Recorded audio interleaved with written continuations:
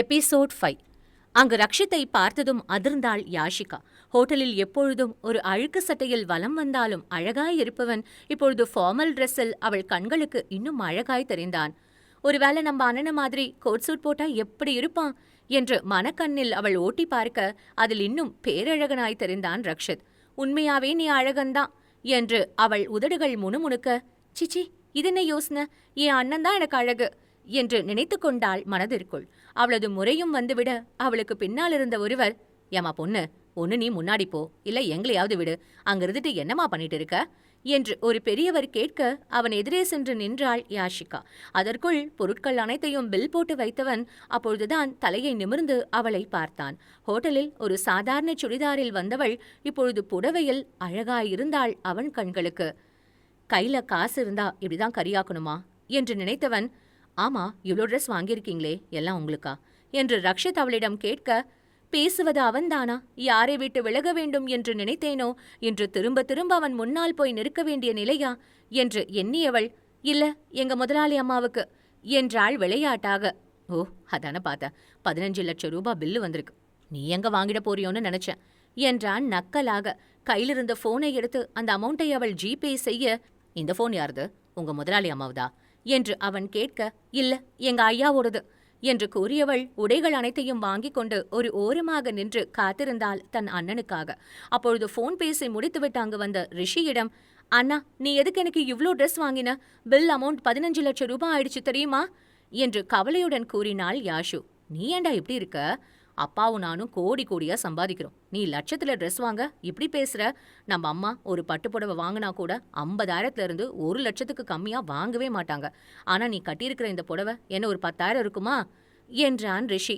10,000 இல்லனா 5,000 என்று அவள் பெருமையாக கூற, நீ எப்பதான் மாறப் போறியோ என்றான் சற்று சலிப்புடன். அதெல்லாம் மாறலாம் என்றாள் யாஷிகா.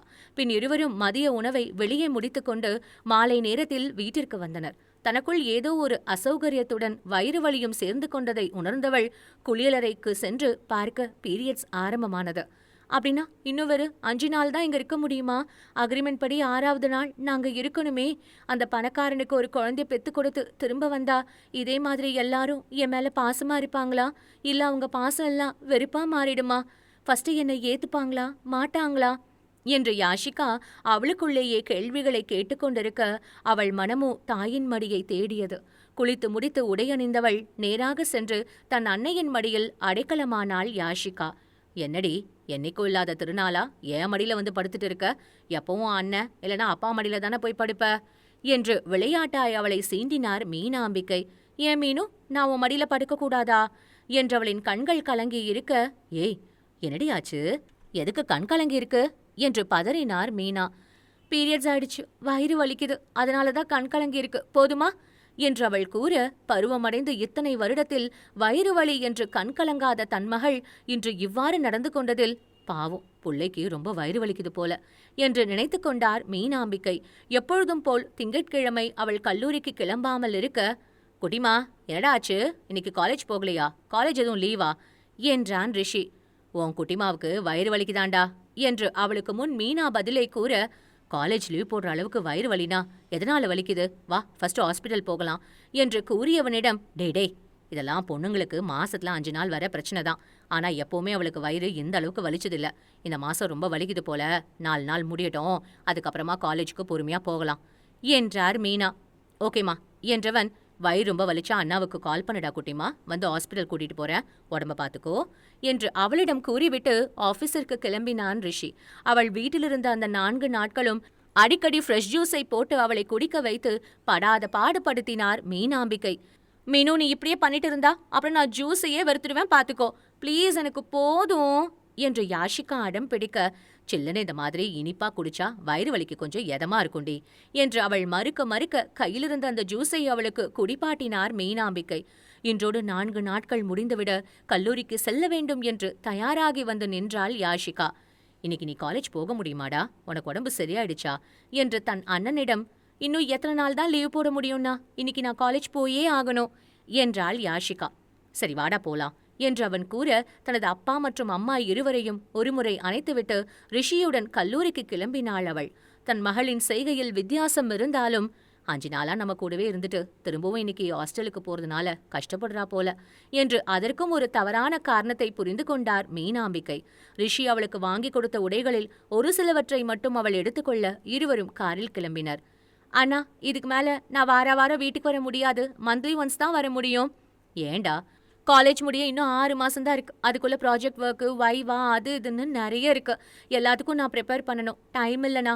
இன்னும் 6 மாசத்துல காலேஜ் முடிச்சதுக்கு அப்புறம் நம்ம வீட்டோட தானே இருக்க போறேன். ப்ளீஸ் புரிஞ்சுக்கோண்ணா என்றாள் யாஷிகா. நீ வாரத்துக்கு ஒரு நாள் வீட்டுக்கு வருவேன்னு சொன்னதால தான் இவ்ளோ தூரம் உன்னை படிக்கவே அனுப்பி வச்சிருக்கோம். இப்ப மாசத்துக்கு ஒரு வாட்டி தான் வருவேன்னு சொன்னா எப்படிடா குட்டிமா?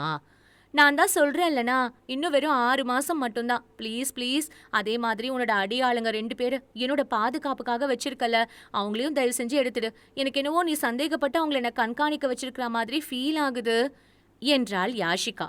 அவள் சந்தேகப்படுவது போல் இருக்கிறது என்று சொன்னவுடன், சரிடா, உன் சேஃப்டிக்காக தான் அவங்கள வச்சிருந்த. பட் நீ இப்படி சொன்னதுனால இதுக்கு மேல அவங்க அங்க வரவே மாட்டாங்க, ஓகேவா என்றான் ரிஷி.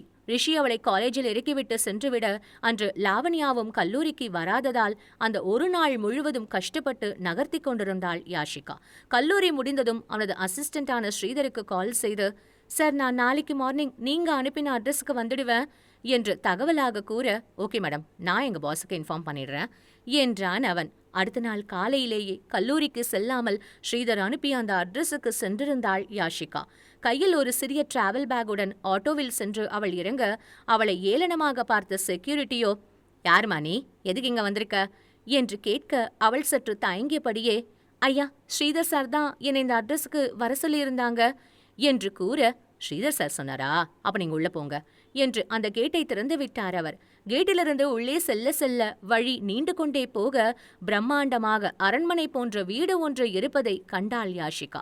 பார்ப்பதற்கு அவர்களின் வீட்டைப் போலவே பெரியதாக இருந்தது அந்த வீடும். சற்று தயங்கியபடியே அந்த வீட்டு வாசலுக்கு வந்தவள் காலிங் பெல்லை அழுத்த 50 வயது மதிப்புமிக்க பெண்மணி ஒருவர் வந்து கதவை திறந்தவர், யாருமா நீ, உனக்கு யார் வேணும் என்று கேட்க, ஸ்ரீதர் சார் இங்க வர சொன்னாருமா என்றாள் யாஷிகா. ஸ்ரீதர் ஏற்கனவே அந்த பெண்மணிக்கு தகவலை கூறியிருக்க, ஸ்ரீதர் தம்பி அனுப்பிச்சுச்சா, உள்ளவாமா என்று அவளை அழைத்து சோஃபாவில் அமர வைத்தவர், சார் ஆஃபீஸ் விஷயமா வெளியே போயிருக்காரு, நீங்க வரதா சொல்லியிருந்தாரு, மதியம் லஞ்சுக்கு வீட்டுக்கு வருவாரு, அப்ப நீங்க அவரை பார்க்கலாம் என்றார் அந்த பெண்மணி. உங்க பேர் என்னங்கம்மா என்று யாஷிகா பெண்மணியிடம் கேட்க, அவளது அம்மா என்ற அழைப்பில் உருகியவர், என் பேரு மீனாட்சிடா கண்ணு என்று சிறு புன்னகையுடன் கூறினார் அவர். நான் உங்களை மீனாமான்னு கூப்பிடலாமா? என் அம்மா பேரு மீனாம்பிகை என்றாள் யாஷிகா. நீ என்ன அம்மானு கூப்பிடுவேன்னா உன் இஷ்டம் போல எந்த பேர் வேணாலும் சொல்லி கூப்பிடலாம் கண்ணு என்றார் அவர். இருவரும் பேசிக்கொண்டிருக்க வெளியே காரின் ஆரம் சத்தம் கேட்டது. சார் தான் வந்துட்டாருன்னு நினைக்கிறேன். அவர் இருக்கும்போது நீ இந்த மாதிரி என்கிட்ட பேசாதமா. அவருக்கு வீட்டு வேலை செய்யற வேலைக்காரங்க கூட வீட்டு ஆளுங்க யாராவது பேசினா பிடிக்காது என்று ரகசியம் போல் மெதுவாக யாஷிகாவிடம் பேசிக்கொண்டிருந்தார் மீனாட்சி. சரி மீனாமா என்று அவள் கூறும்பொழுதே உள்ளே வந்தான் அவன். யார் அவன்? கோட் சூட் போட்டு நிமிர்வான நடையும் அழுத்தமான காலடிகளுடன் யாஷிகாவை நோக்கி வந்து கொண்டிருந்தான் அவளது ஒருதலை காதலனான ரக்ஷித். ஆனால் அவன் அங்கு வெறும் ரக்ஷித்தாக வரவில்லை, ரக்ஷித் மாறனாக வந்து நின்றான் அவள் முன். மாறன் குழுமத்தின் ஒரே வாரிசு. என்ன நேயர்களே, கதை கேட்கறதுக்கு இன்னும் ரொம்ப சுவாரஸ்யமா இருக்கல? இன்னும் அடுத்தடுத்து எபிசோட்ஸை நீங்க கேட்கணும் அப்படின்னா மறக்காம எல்லாரும் லைக் பண்ணுங்க, ஷேர் பண்ணுங்க, கமெண்ட் பண்ணுங்க, சப்ஸ்கிரைப் பண்ணுங்க.